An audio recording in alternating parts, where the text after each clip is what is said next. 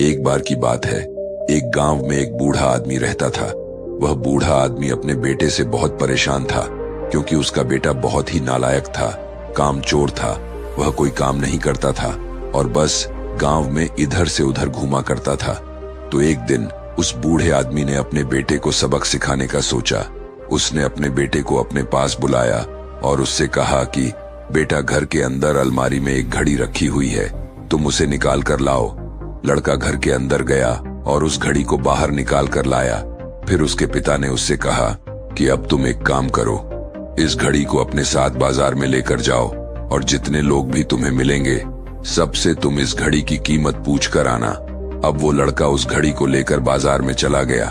उसने बाजार में सभी लोगों से उस घड़ी की कीमत पूछी। किसी ने उस घड़ी की कीमत 500 बताई, किसी ने 1000 तो किसी ने 800। सभी लोगों ने उस लड़के को उस घड़ी की कीमत अलग अलग बताई और कई लोगों ने एक जैसी। वह लड़का अपने पिता के पास वापस आया और उसने उनसे कहा कि पिताजी, सभी लोगों ने इस घड़ी की कीमत अपने हिसाब से बताई।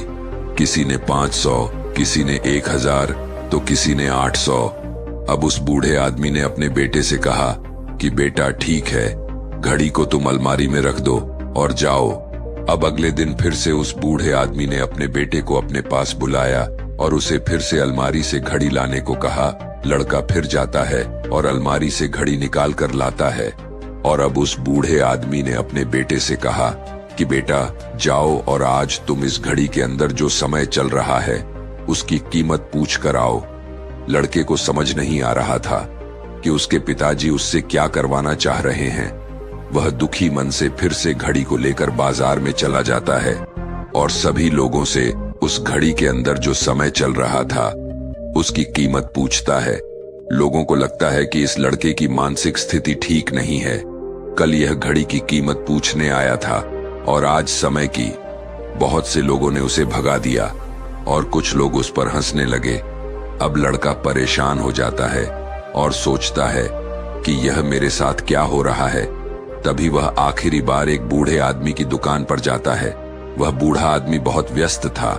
वह लड़के का सवाल सुनते ही समझ गया कि लड़का उससे क्या पूछना चाह रहा है। उस बूढ़े आदमी ने अपना कुछ समय निकालकर लड़के से कहा, बेटा, यह जो समय है ना, जिसकी तुम कीमत पूछ रहे हो, इसकी कोई कीमत नहीं लगा सकता है। तुम करोड़ों रुपए देकर भी अपने जिंदगी का 1 सेकंड वापस नहीं ला सकते हो। इसीलिए इस टाइम का सही उपयोग करो। टाइम की एक अच्छी बात है और एक बुरी बात है। बुरी बात यह है कि टाइम गुजर जाता है और अच्छी बात यह है कि तुम उसे किन चीजों में गुजारते हो ये तुम्हारे हाथ में होता है।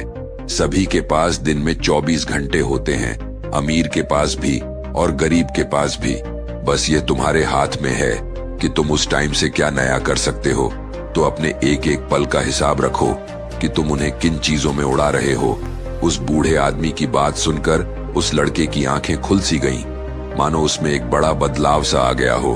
और फिर वह अपने पिताजी के पास उस घड़ी को लेकर गया और उन्हें सारी बात बताई। और उस दिन के बाद से उस लड़के की जिंदगी बदल गई। दोस्तों कहते हैं कि टाइम सबके लिए फ्री है, लेकिन वह प्राइसलेस है, वह कीमती है।